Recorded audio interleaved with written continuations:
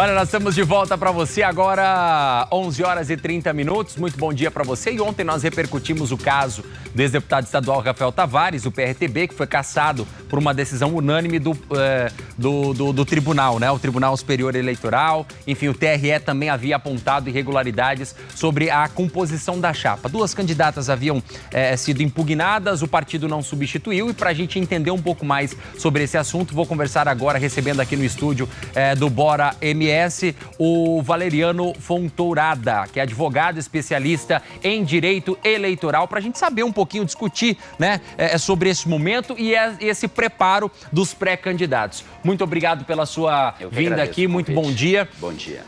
Vamos lá, entender um pouquinho sobre essa dinâmica, né? No caso do Rafael Tavares, ontem nós explicamos aqui um pouco dessa irregularidade que foi encontrada na composição da chapa. Todos os votos foram anulados, porque duas candidatas haviam sido impugnadas à candidatura. Ou seja, o partido ele teria duas opções, né? Uma que era substituir as candidatas ou até mesmo diminuir o número de candidatos do sexo masculino. Isso mesmo? Correto, isso mesmo. Nesse cenário que nós temos, então, hoje a lei diz que qual é a porcentagem exata para homens e para mulheres? Bom, nós temos uma discussão disso já há alguns anos, dando conta da exigência da participação da mulher, seja no parlamento, seja nos órgãos executivos. E o legislador criou a alteração na Lei 9.504, que é a Lei das Eleições, né, estabelecendo o número mínimo, ou seja, uma cota de gênero, né? Uma cota de gênero para que pelo menos 30% dos candidatos sejam do sexo feminino, né? Então, estabelecido essa norma, o Tribunal Superior Eleitoral passa a regulamentar cada eleição a partir das próprias resoluções, né? As resoluções que tratam de registro de candidatura, propaganda e aí, consequentemente, os outros atos de campanha. Com essa norma, né, você tem a obrigatoriedade de registrar candidaturas femininas. E esse registro, antes, a discussão era o registro de candidaturas, e você tinha aquela candidata laranja.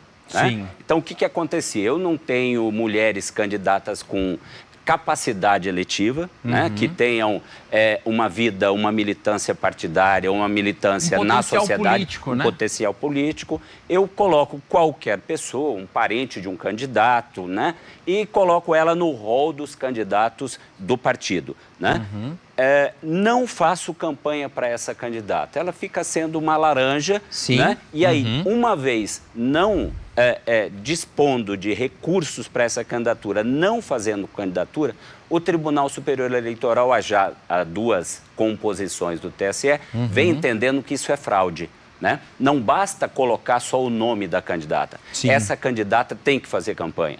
Né? Nada obstante seja ou não eleita, mas tem que ser uma candidata que o partido invista como investe na candidatura masculina. Sim. Essa é a exigência do Tribunal Superior Eleitoral e, obviamente, a exigência do legislador quando alterou a Lei 9.504, que é a Lei das Eleições. Então, assim, porque às vezes a gente sabe que alguns partidos acabam utilizando dessas candidatas só para preencher nome, né? Só para compor ali composição de vaga e de cotas. Na verdade, coloca lá, às vezes a pessoa tem um voto ou às vezes nem ela vota nela mesma. E aí acontece de não ter voto algum, né? Então, isso a Justiça Eleitoral está muito de olho para combater esse tipo de fraude eleitoral. Exatamente. O entendimento hoje do TSE, né, e foi consolidado já há pelo menos duas outras composições, e o reflexo do julgamento do TSE mostrou hoje que foi unânime a posição do TSE. Não basta simplesmente o registro, tem que ter efetiva campanha, tem que participar sob pena de nulidade da chapa inteira.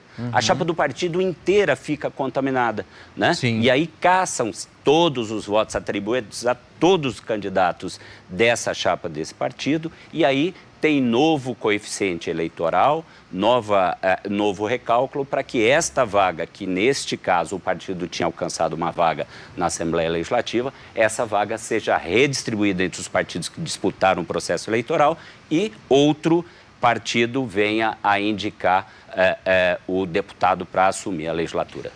Valeriano, em relação a essa cota, então, dos 30%, hoje o partido ele pode ter uma chapa pura de 100% mulheres? Não, a legislação não fala, olha, eu tenho que ter 30% para mulheres. Ele diz que tem que ter ao menos 30% para o gênero. Né? Então, eu tenho 70% para um gênero e 30% para o outro. Então, eu posso ter 70% de mulheres e 30% de homens. Não posso ter 100% de mulheres, porque aí eu não estou atendendo o gênero masculino. Ah, entendi. Então, no caso, também pode haver 70% mulheres e 30% homens. Isso também não teria problema. Tem que ter essa divisão, independente sendo masculino ou feminino. Exatamente.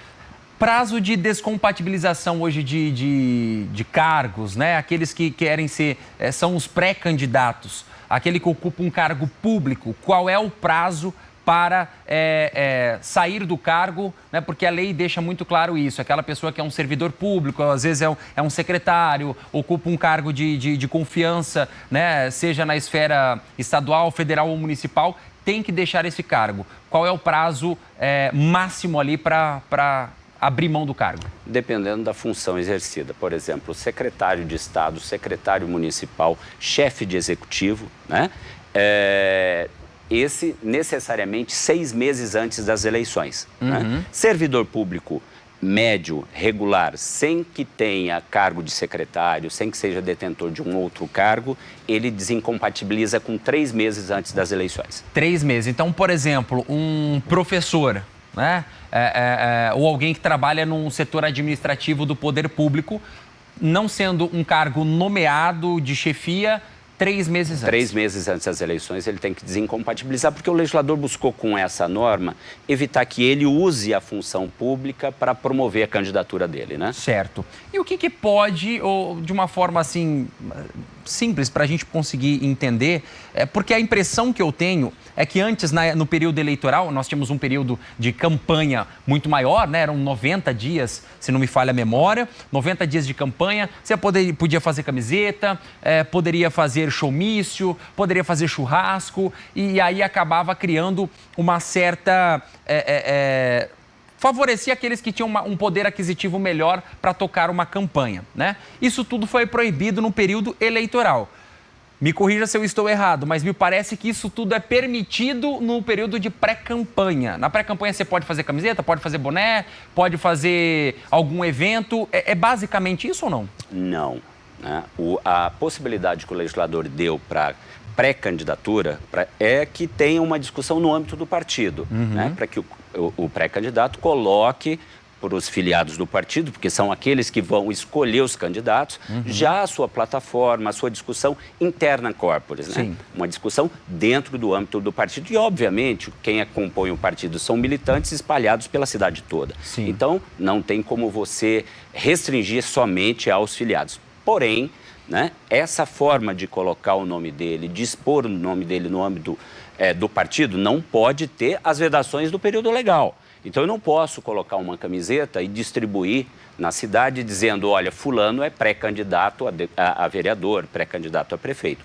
Porque todas as condutas abusivas, e brinde é uma conduta abusiva, né? Showmício é uma conduta abusiva.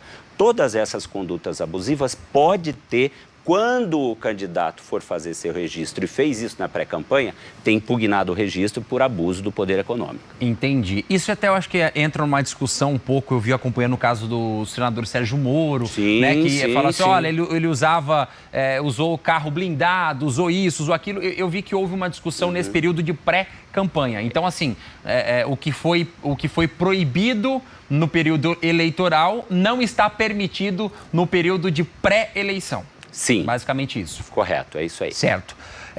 Uma última pergunta para a gente fechar. Nós tivemos, comparando a eleição presidencial, nós tivemos muitas movimentações populares, né? Nós víamos tanto candidatos do lado do ex-presidente Jair Bolsonaro, que fizeram camisetas, eu apoio o Bolsonaro, e outros que fizeram também do lado do atual presidente Lula, eu apoio o Lula. Essa movimentação, como é que a justiça lê isso? Porque ela entende como um movimento popular e não do candidato ou do pré-candidato?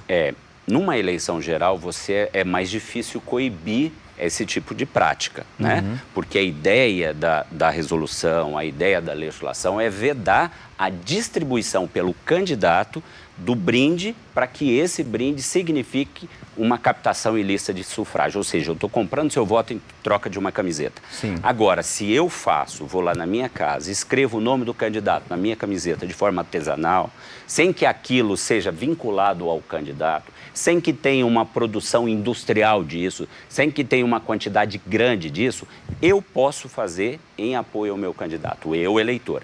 Agora, obviamente, o candidato não pode usar esse subterfúgio, colocar vários apoiadores para fazerem camisetas idênticas, que aí a justiça vai efetivamente coibir essa prática e o candidato corre efetivamente o risco de ter a cassação da candidatura. Valeriano Fontoura, muito obrigado, viu, pela sua participação aqui no nosso programa. O que precisar, estamos aí, tá? Tá, joia. Eu acho que é importante a gente bater esse papo e explicar, até para que o eleitor possa entender e ele ajude também a fiscalizar, né? Porque não é só a justiça eleitoral fazer o seu papel, mas o eleitor pode ser um grande contribuinte para uma eleição limpa, justa e democrática. Que esse é o principal momento da cidadania, né? Exatamente. Nós cidadãos. Obrigado, Valeriano. Eu que Um abraço para agradeço. você.